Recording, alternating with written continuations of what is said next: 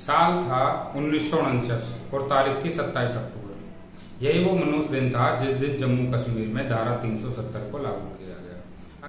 धारा 370 को लेकर आपने बहुत सारी भ्रांतियां सुनी होंगी। उनमें से एक ये भी है कि महाराजा हरि सिंह जो जम्मू कश्मीर के उस टाइम के राजा हुआ करते थे, जब जम्मू कश्मीर को भारत में विलय करना था तो उन्होंने कुछ शर्तें रखी थी। उनकी कुछ शर्तों में एक शर्त ये भी थी धारा 370 की, जो कि इसको लागू करना था। लेकिन ये बात सही नहीं है। उस टाइम के भारत के तत्कालीन प्रधानमंत्री जवाहरलाल नेहरू और जम्मू कश्मीर के प्रधानमंत्री शेख अब्दुल्ला, ये दोनों ही इस धारा 370 को लागू करने के मुख्य स्रोत हैं और मुख्य कारण यही है।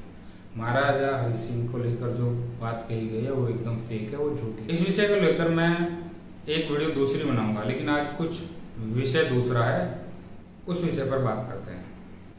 तो धारा 370 लागू होने के बाद भारत का कोई भी कानून, मतलब कि भारत के संसद में जो भी कोई कानून बनेगा, जो भी कोई बिल पास होगा, वो जम्मू कश्मीर में अप्लाई नहीं हो सकता। जम्मू कश्मीर में धारा 370 ये अधिकार देता था कि जम्मू कश्मीर का अलग झंडा होगा और वहां का प्रधानमंत्री भी अलग होगा। मतलब भारत का प्रधानमंत्री अलग होगा, जम्मू कश्मीर का प्रधानमंत्री अलग होगा, भारत का झंडा अलग होगा और जम्मू कश्मीर का झंडा अलग होगा।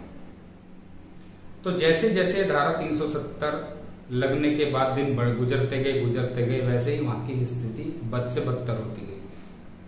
वहां पे हिंदुओं के लिए तो नर्क हो गया। और उसका सबसे बड़ा जो आपने उदाहरण देखा होगा वो 19 जनवरी 1990 को देखा होगा। उस टाइम पे वहां की मस्जिदों से यह ऐलान कर दिया गया था कि जितने भी हिंदू पंडित पुरुष हैं वो घाटी छोड़कर चले जाएं, अपने बीवी बच्चों को यहीं छोड़ जाएं, नहीं तो वो मार दिए जाएंगे। 1990 की मतलब वो काली रात, उसमें लाखों हिंदू बेघर हो गए, लाखों हिंदुओं की गर्दन काट दी गई, उनकी नरसंहार हत्या कर दी गई, जो अब तक का सबसे बड़ा नरसंहार है। और उसके बाद फिर जैसे जैसे धीरे धीरे दिन गुजरते गए, आपने देखा होगा कि पत्थरबाजी, आतंकवाद और दूसरा हमारी जो सेना है उस पर पत्थर मारना, ये सब वहां पे आम बात हो गई। कश्मीर की एक मुख्य जगह है लाल चौक। ये वो लाल चौक है जहां पे आतंकवादी झंडा तो फहर सकता था, लेकिन भारत का तिरंगा नहीं फहर सकता था। वहां पर पत्थरबाजी हो सकती थी, लेकिन वहां पर कोई पूजा पाठ नहीं हो सकता था। लेकिन बोलते हैं ना, परिस्थिति हमेशा एक जैसी नहीं रहती। समय बदला और भारत की सरकार भी बदली। 2014 में माननीय प्रधानमंत्री नरेंद्र मोदी जी की पहली बार सरकार बनी, लेकिन जब उनकी दूसरी बार सरकार 2019 में बनी तो उन्होंने 5 अगस्त 2019 को ये जो घाव था, नासूर घाव जो बन चुका था भारतवर्ष के लिए, उन्होंने धारा 370 को हटा दिया और जम्मू कश्मीर को 2 केंद्र शासित प्रदेशों में डिवाइड कर दिया। एक बना लद्दाख और दूसरा बना जम्मू कश्मीर, जो कि केंद्र शासित प्रदेश कहलाए। मतलब यहाँ पर सीएम नहीं बैठेगा, मुख्यमंत्री नहीं बैठेगा, वहां का कोई प्रधानमंत्री तो होगा ही नहीं, क्योंकि धारा 370 हट गई। डायरेक्ट प्रधानमंत्री भारत का ही देखेगा। जब ये धारा हटाई जा रही थी तो लोगों में ना, जो इसके पक्ष में थे, उनमें बड़ा रोष था। उन्होंने इसके बारे में टिप्पणी भी की थी। उन्होंने कहा था वहां के लोगों की आजादी का ये हनन है, मानवाधिकार का हनन है, बहुत सारी बातें की थी।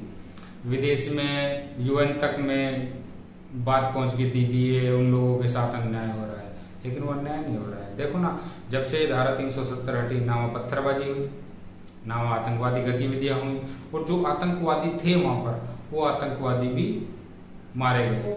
हमारी सेना ने मार दिया, भारतीय सेना ने उनको मार दिया।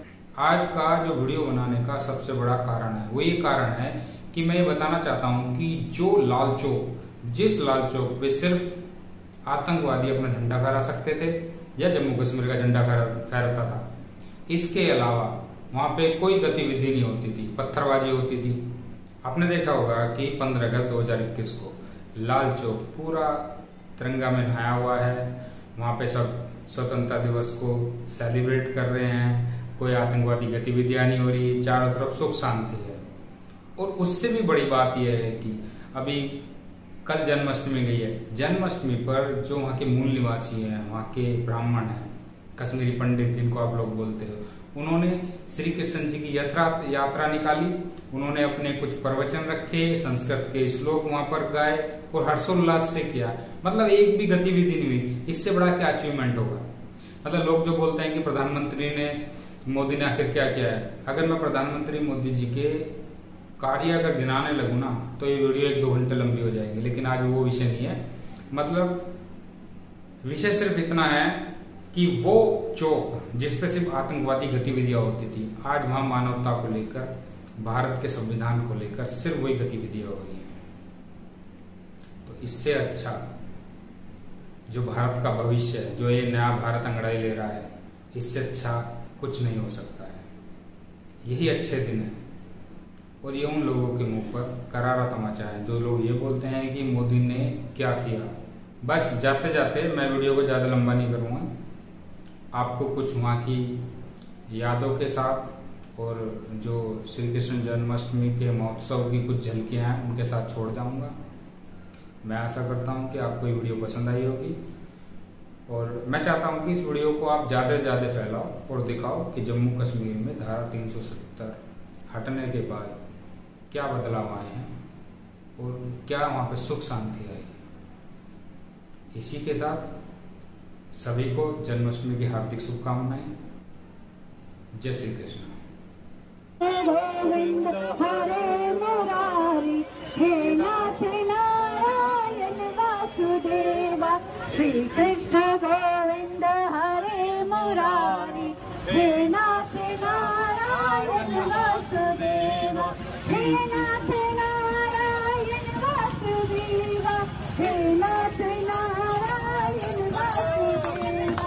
श्री कृष्ण गोविंद